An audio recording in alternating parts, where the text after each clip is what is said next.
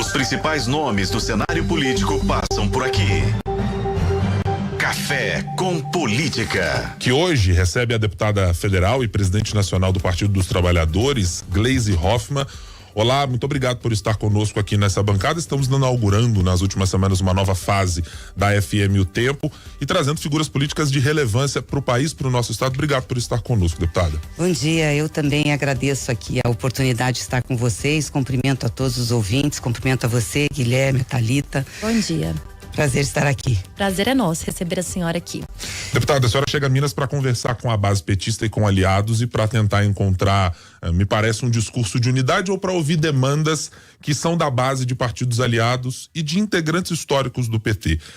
Com quem exatamente a senhora está contando como aliados aqui em Minas Gerais? No plano nacional, o PSD é uma coisa, aqui em Minas Gerais o PSD é outra. União Brasil, da mesma maneira. Quem é que está nesse campo para ser conversado, para sentar à mesa com a senhora? Aliás, isso não é só a situação de Minas, né? A gente no Brasil inteiro, nos estados, não tem uma conformação de alianças como tem em nível nacional.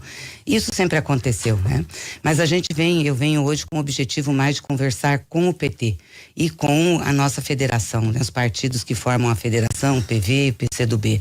Então começo a minha agenda hoje aqui por Contagem. Quero saudar a prefeita Marília, daqui a pouco nós vamos estar na prefeitura, também saudar aqui os deputados Odair Cunha, o Rogério Correia, o Miguel, que me acompanham, e a ideia é conversar um pouquinho, saber como que o PT está, como é que está a organização. A partir do segundo semestre nós vamos fazer encontros municipais em todo o Brasil, justamente com o foco nas eleições municipais de 24, temos que começar a organizar agora.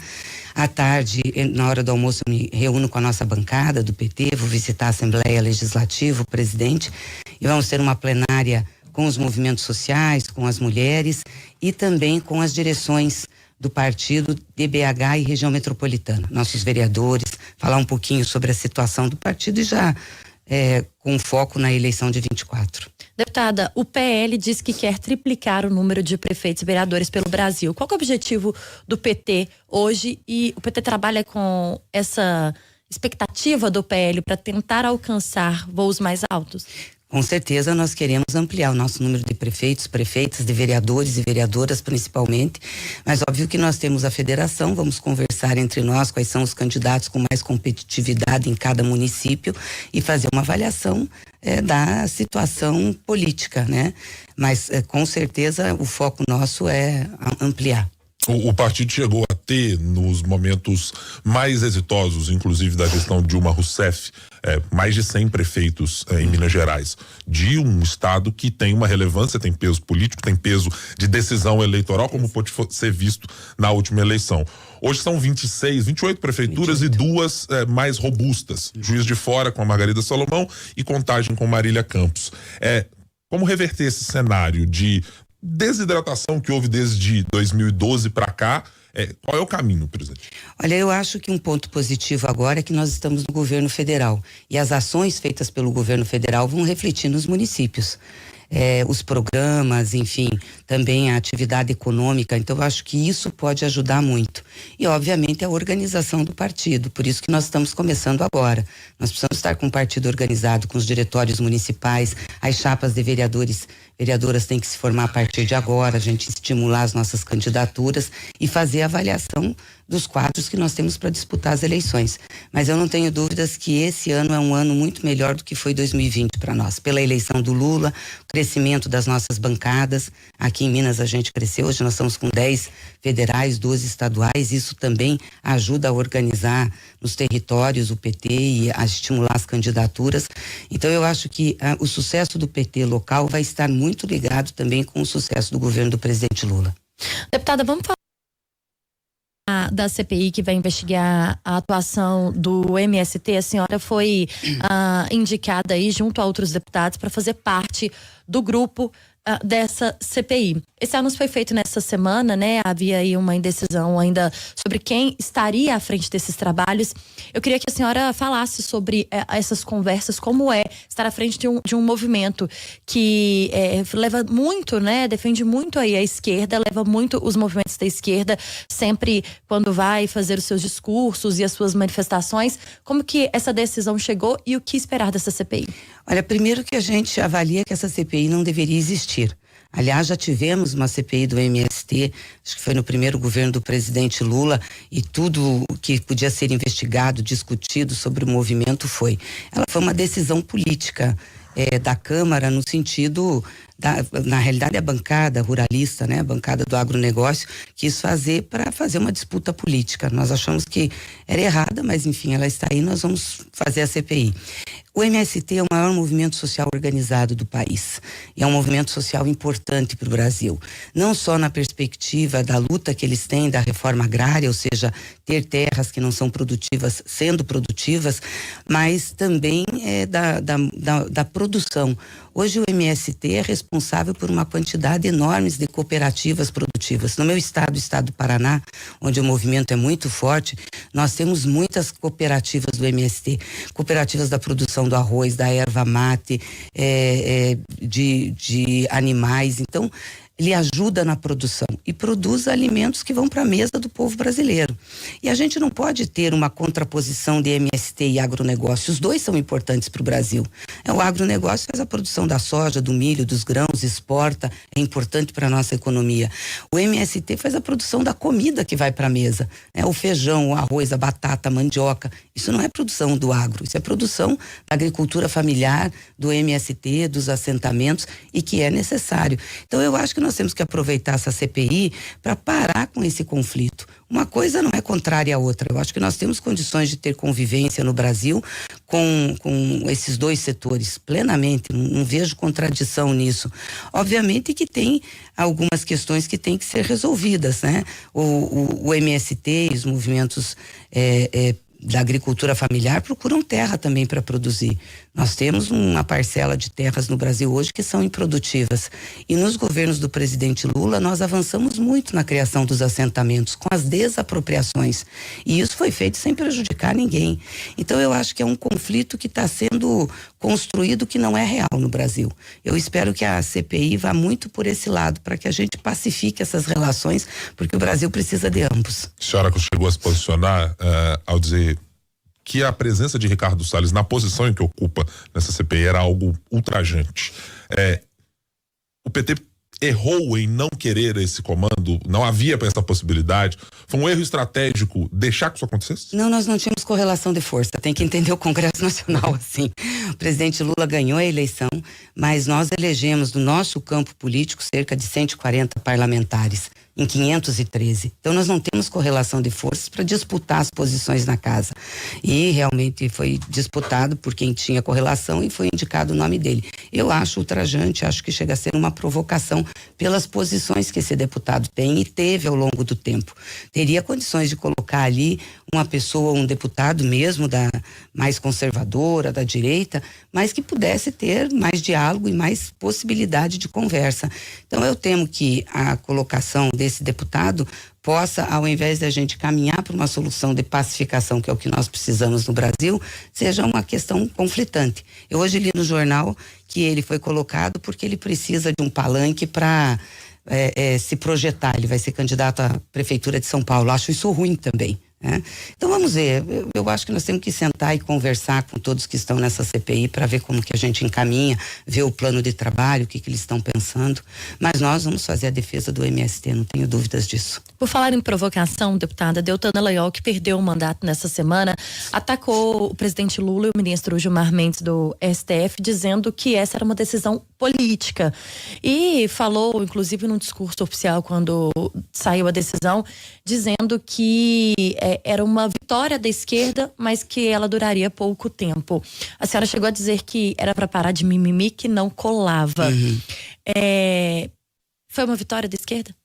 Eu acho que foi uma vitória da democracia, não da esquerda, mas da democracia, porque o que o Deltan Dallagnol fez ao país, como conduziu a Lava Jato, o que fez contra o presidente Lula, não podia ficar impune.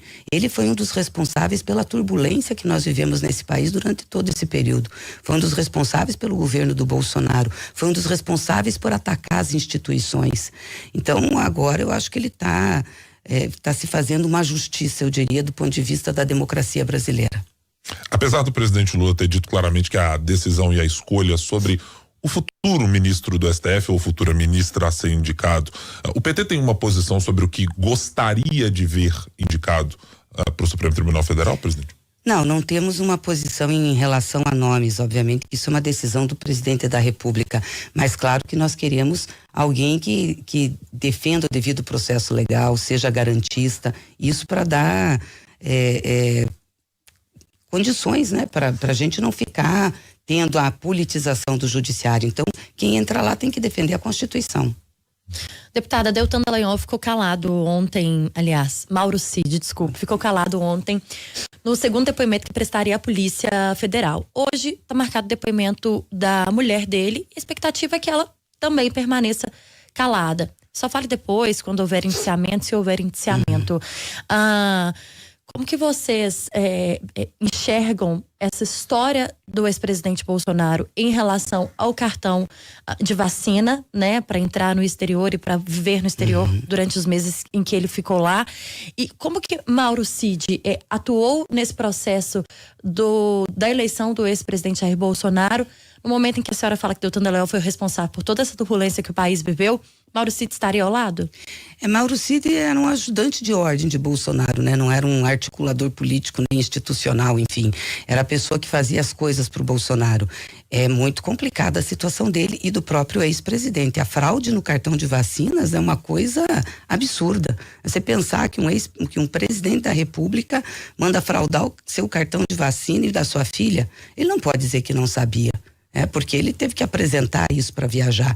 E não só ele, de outras pessoas. Quer dizer, você entra no sistema da saúde para fazer isso. Então, quem faz isso tem capacidade de fazer qualquer coisa. E agora nós estamos vendo os dinheiros que eram repartidos aí, depositados na conta da Michele, que não era só de cartão corporativo. Estava recebendo, Mauro Cid recebia dinheiro de empresa para fazer esses depósitos. Então nós estamos puxando um fio que vai desenrolar uma meada grande aí, mostrando a corrupção no governo Bolsonaro. Está muito ruim a situação do Bolsonaro. Quero fazer um salto aqui novamente para a gente discutir a política local, deputada, porque o PT tem apresentado candidaturas, por exemplo, à Prefeitura de Belo Horizonte, com algumas figuras históricas, Nilmar Miranda e outros que têm participado do processo, depois de ter tido uma prefeitura muito exitosa, evidentemente com Patrus Ananias, lá nos anos 90. É essencial que o partido tenha uma candidatura em 2024 para marcar posição e para marcar isso que a senhora disse. Temos um governo federal que pode ser um ótimo cabo eleitoral para o ano que vem? Bom, se nós tivermos uma candidatura, não vai ser para marcar posição, nós temos que fazer uma candidatura para disputar. Claro que é importante o partido ter um número de candidatos e nas capitais também, isso é importante, ter presença, mas nós temos que discutir, avaliar aqui com os aliados, avaliar na federação, avaliar dentro do PT qual é a melhor estratégia que nós vamos ter para Belo Horizonte, não só para Belo Horizonte, para todas as capitais brasileiras. Tem que ser uma estratégia pensando no movimento nacional. A aliança com o PSD, que foi naquela na qual estava o PT no ano passado para a candidatura ao governo de Minas com Alexandre Calil, ela pode ser reproduzida com o PSD como um aliado para 2024? Nós temos que discutir isso, acho que tem possibilidade sim, mas isso é uma discussão que nós estamos iniciando agora, então não tem nenhuma definição. O que o PT enxerga de erro dos últimos anos que pretende melhorar para a eleição do ano que vem? Eu acho que a questão da organização é fundamental, né, do partido, e também antecedência na discussão do processo eleitoral, que é o que nós estamos fazendo agora. Não deixar para o ano da eleição para discutir. Se nós vamos lançar candidaturas nas capitais, se formos lançar candidatura em BH, acho que nós temos que decidir logo quem vai ser candidato, construir essa candidatura, ou se vamos fazer aliança, também a gente já chamar para conversar. Eu acho que essa antecipação da discussão para esse ano e para a organização é importante. Que avaliação a senhora faz e tem do governo Zema até agora, do ponto de vista político em especial, porque nos últimos meses houve declarações do governador que resultaram inclusive em depoimentos que ele prestou para falar sobre os atos de 8 de janeiro. Ele se tornou alguém que tem pouco trânsito no governo federal, ele não é alguém com quem o PT consiga travar um diálogo e que não tenha mostrado essa disposição de alguma maneira, presidente? Olha, acho que o governo federal jamais vai deixar de fazer diálogo com o governo de Minas Gerais, né? Porque o governo do presidente Lula não governa só para petistas, o governo do presidente Lula governa para o Brasil inteiro, para todas as pessoas, e vai fazer a sua relação institucional com todos os governadores. a menos que o governador não queira, mas aí eu acho que é um prejuízo para o Estado. Em Minas é o Estado grande, o presidente Lula ganhou aqui, tem entregas para fazer, tem gratidão ao povo mineiro. Do ponto de vista político, aí da avaliação do PT, nós somos oposição aqui ao governo Zema. Achamos que o Zema é um governo liberal, um governo que primeiro quer entregar o patrimônio do Estado mineiro para a iniciativa privada sem dizer como que vai resolver os problemas do povo, né? É um governo que tem se colocado de forma antagônica àquilo que nós pensamos e àquilo que nós defendemos. E eu acho que o posicionamento do Zema nas eleições foi muito ruim, né? No primeiro turno ele ficou em cima do muro, aí veio o segundo turno, ele achou que o Bolsonaro ia ganhar e descarregou tudo no Bolsonaro, não fez nenhuma mediação e fez uma campanha agressiva contra o presidente Lula, agressiva, né? Então, com certeza na política a gente tem um distanciamento muito grande, mas do ponto de vista da administração, o governo do presidente Lula vai tratar institucionalmente. No dia da votação, no dia da eleição, no segundo turno, o governador Romeu Zema deu uma entrevista aqui para a FM O Tempo, para o jornal O Tempo, dizendo que deveria vencer aquele que tivesse mais votos. A colocação parece óbvia, mas para um governador que mostrou tanta força e tanto apoio ao ex-presidente Jair Bolsonaro, parecia que estava tentando de alguma forma já abrir caminhos com o PT. Vocês viram essa ação ou recebem hoje ações do governo Zema numa tentativa de recolocação, de renegociação, de reaproximação? Eu acho que do ponto de vista político é muito difícil fazer uma aproximação por aquilo que nos separa, do entendimento de um projeto nacional, enfim. Do ponto de vista administrativo, como eu disse, jamais Minas será prejudicada por isso. O presidente faz diálogos com todos os governadores. Aliás, faz com o do meu estado, que nós somos oposição também. Então não tem isso. Acho que tem clareza do que é o governo federal, do que é ele na presidência. Mas do ponto de vista político, nós vamos continuar disputando ideias. Somos muito diferentes. Nós estamos conversando com a deputada federal e presidente do PT, Gleisi Hoffmann. No Café com Política, hora do bate-pronto. Deputada, agora é o momento para a gente encerrar aqui a nossa entrevista e são perguntas objetivas com respostas também objetivas. Para começar, com as declarações sobre o 8 de janeiro, o governador Romeu Zema se tornou uma persona não grata ao PT? São declarações equivocadas, né? E que tem lado e que defende uma coisa que nós estamos confrontando. Aquele ato do dia 8 de janeiro foi um atentado, uma violência à democracia e às instituições e reuniu um grande campo democrático. O PT terá candidato ao governo de Minas em 2026? Nossa, aí tá muito longe, hein? Podemos construir, temos bons nomes aqui. Aliás, temos nomes não só de parlamentares, mas também de gente que é muito testada já na administração, como a Marília, a Margarida, enfim, nossas prefeitas que estão indo muito bem. Então, nós temos condições de construir nomes, sim, para ter candidato. O nome do PT para a Prefeitura de BH em 2024? Não, nós não temos ainda uma definição. Como eu disse, estamos começando essa discussão agora. Pretendemos avançar.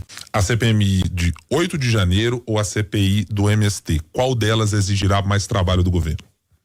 Eu acho que as duas. A de 8 de janeiro é menos um trabalho do governo e mais um trabalho de uma frente democrática, porque nós temos que passar aquilo a limpo. As pessoas que fizeram aquilo, que organizaram, têm que ser responsabilizadas. A democracia para nós é algo muito importante. Então não seria uma CPMI com interesse de governo, mas seria uma CPMI com interesse de um campo democrático, do campo democrático brasileiro. A do MST, nós queremos evitar esse conflito. Não tem por que ficar um conflito entre MST e agronegócio. Como eu disse aqui, ambos são necessários para o desenvolvimento do Brasil. Nós não podemos ter essa briga desse jeito. Então, o que nós queremos com a CPI do MST, primeiro, é mostrar que o movimento é um movimento sério, um movimento importante para o Brasil, para a sua democracia, para a sua produção. Não queremos que sejam criminalizados os movimentos sociais e não vamos admitir que o MST seja criminalizado, mas queremos também dizer, olha, vamos acalmar aqui porque nós temos que levar o país à frente. A oposição atual, em comparação com as oposições feitas nos governos passados do presidente Lula? Muito pior, né?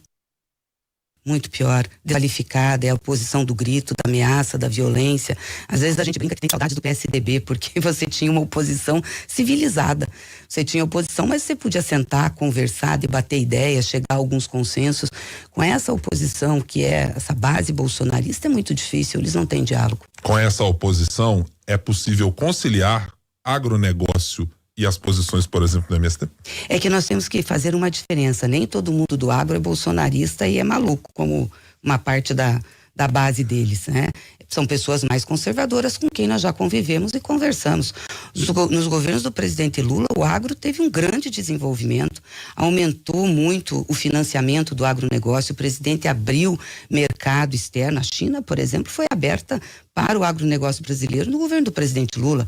Hoje é o maior consumidor das nossas exportações de grãos. Então, não dá para tratar assim. Nós queremos conversar com o pessoal do agronegócio. Obviamente que o pessoal radicalizado não tem condições, mas não tem só radicais no agro. Nós tivemos apoio, inclusive, de uma parte do agro.